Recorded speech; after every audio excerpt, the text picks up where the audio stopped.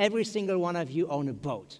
You all own a boat, and you're actually the captain of this boat, and you decide where to go. You decide where to go in your business, in your company, or with your career, or with your success. You can go anywhere, and the boat you have is a fantastic boat. It's really modern. It's completely fast, and it's made from the best materials because that's your company. And you have that boat, and you're really excited about going somewhere, and then you say, let's go, let's go, let's go, but then you say, hey. You know what? I'd rather stay in the harbor. The reason I want to stay in the harbor is because it's much safer here. And in fact, let the others go first. We know the story about the early bird who catches the stone, yada, yada, yada. But we all know as business people that the second mouse gets the cheese. So let somebody else go, and we go next, right? And it is true, the second mouse does get the cheese. It's true, it's absolutely true, but the second mouse only gets the cheese if it leaves the hole. If it never leaves the hole, you can never get the cheese, right? So you have to reach new goals, and therefore you have to get out of the harbor. You have to get out of your hole. So let's look at goals. Let's look at the goals that captains of boats have to reach. What are those goals? The goals that you need to reach are always the same. Every good captain has 3 good goals. Goal number 1, get out of the harbor. You need to get out. You have to get out on the business. You have to go into the market. Get out of the harbor. Goal number 1. Then get on the sea. Get on the ocean. Don't just stay on the river. Like, go out there. Try to be global. And then the final thing, obviously, get the gold. That's what you need to do. So how do you navigate those waters? How do you navigate to finally get the gold? You need certain goals. You need certain horizons. And those horizons are short-term, and then obviously medium-term, and then obviously long-term. It's always the same. And the short-term goals are always the same, just as in business, as a captain also, right? The short-term goal is that you need in the next weeks or month, basically starting today, you have to optimize your processes. You have to make stuff better, right? And optimizing processes is very, very easy because all you need to do is repeat the good and avoid doing the bad, right? That's what you need to do. And then you have great processes. And you do that, and then finally the result is that your boat is fantastic. The processes are nice, and the boat is super, and internally everything runs well. Internally, because externally, stuff might change. Externally, actually, from the outside can pressure come. Externally, stuff might change, and there might be big waves hitting you. And the pressure always comes from the outside. And what do you do when the pressure comes from the outside? There's only one thing you can do. You have to adapt to the waves. You cannot fight the wave. The wave is way bigger than you. You have to adapt to the wave. You have to be smart, and you have to adapt to the waves, or you will sink. Otherwise, the wave will crush you. So we have to look at the waves that hit you in the near future, because we're still talking about short-term goals. What waves will hit you in the near future, and what superpower, what amazing powers do those waves have? 3D printing started as a joke, right? I printed myself, that's me and my son, and we printed ourselves, and we said, that's really funny. Electricity started as a joke. Electricity started that you could go to places like Tivoli, and they had frog legs, and they put electricity, and then said, boom, boom, boom, boom, boom, look how fun, ha, ha, ha. Electricity is really good. And then somebody said, yeah, but we can use it for serious things as well.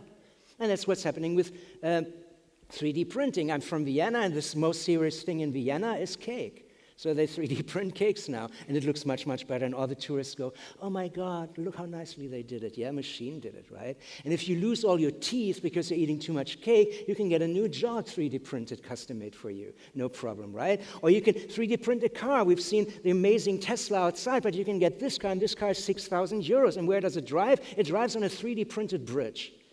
And that is a humongous change, because we have new forms of manufacturing, and those new forms of manufacturing are made for me, the customer, because it's the narcissism of manufacturing, the narcissism of production, where I said, okay, I want to have inner ear headphones, but they better are like my ear. So I scan my ear, and then somebody 3D prints the headphone that fits right into my ear. And of course, sometimes I actually write a letter to my parents, but the stamps I use are custom made, so I'm on my stamp. in Austria, legal tender, fantastic. I totally love it. So it's the narcissism of products and production. The next thing is machine-to-machine communication. Machine-to-machine communication is getting really, really, really big. This is an example from the harbor in Hamburg, and the harbor in Hamburg needed to grow. Obviously, it couldn't grow because this is the city of Hamburg, so they had to grow digitally. So what did they do? They started machine-to-machine communication, which basically means that the boat tells the train, hey, you have to be there, and the train says, yes, I'm going to be there, and then the other boat says, bridge, please open, and the bridge says, slow down, I need another couple of minutes, and then everybody talks to everybody, and the result is that the Hamburg harbor grew 3 times. 3 times more containers, more everything, 3 times. It's an explosion of efficiency only due to machine communication. That's a fantastic thing. If you are in retail, robots basically go through the aisles and they look at what is on the shelf and they basically say, oh, look, we need to reorder cornflakes. Do we have them in storage? No, we don't have them in storage. And then the machine buys them automatically. So it notices a deficiency in the shelf and automatically buys the product. So that basically means that machines scan for offers. When you look at cheap flights from Copenhagen to New York, a machine scans for the offer. And then the machine scans for the offer, and then it selects the offer that's the best flight, or that's the best product when I need to restore cornflakes, and then it buys it, and then it pays for it.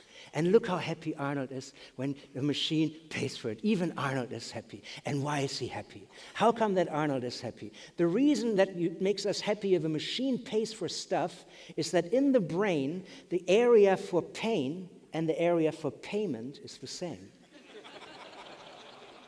So whenever you open your wallet, you go, no, pain. And you want the pain to go away, right? You say, make my pain go away, make my pain go away. And my pain is gone. If I take Uber, I don't pay. I just get in, bop-de-bop-de-bop, and I step out free. And I buy Starbucks coffee free. I just go, boop. I never open my wallet. It's fantastic.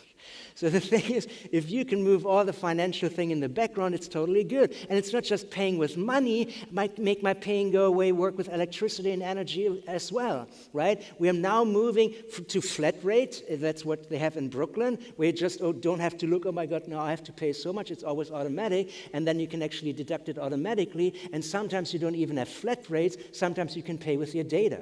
Paying with your data is a form of paying, but it's not monetary, and that's why we find it so good. If you look at Google, how come Google is so rich? That's, by the way, it's the narcissism of payment, obviously. How come that Google is so rich? You never pay anything. Yeah, but you pay with your data, and that's the money that you pay for the service, right? Or Facebook, you pay with your data, and that's an amazing thing. But you don't mind because you don't have to open the wallet, and in your brain, everything is cool. Artificial intelligence is the big thing. Google has it, Amazon has it, Facebook has it, Baidu has it, everybody has it, right? Schwab uses robo-advisors to say where you should put your money.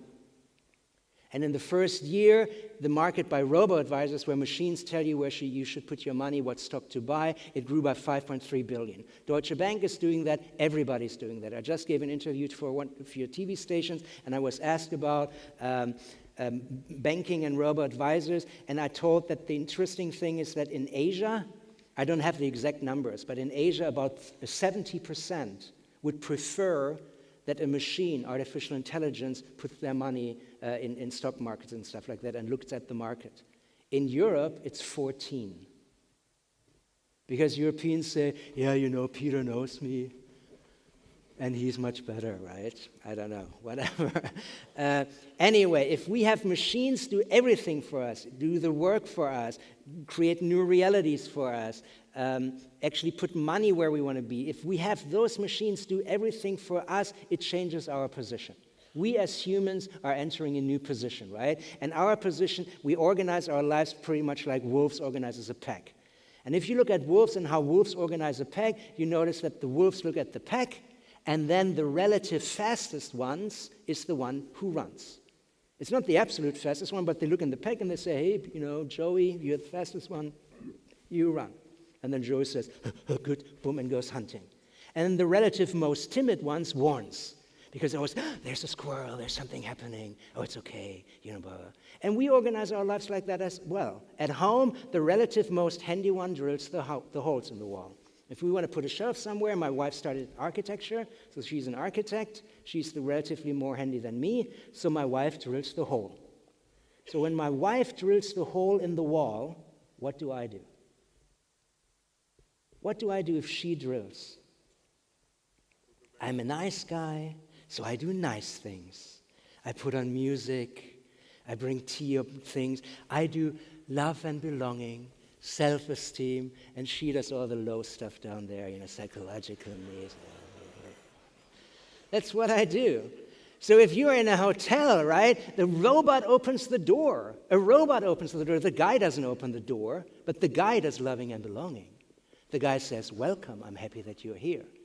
If you go to a concert, right, no DJ can play any musical instruments anymore. They can't even read the notes. The machine does everything. But what the DJ does is loving and belonging and self-esteem and self-actualization because you can dance fantastically well. It's a complete change of everything, right? The job killers are here. Lots and lots of people will be replaced, but the job killers were here before. 100 years ago, 65% of everybody was a farmer. 65% was a farmer, worked in farming, and then the milking machine came, and the tractor came, and all the other machines came. And then the farmer said, oh my God, now that the milking machine is here, what is Peter going to do?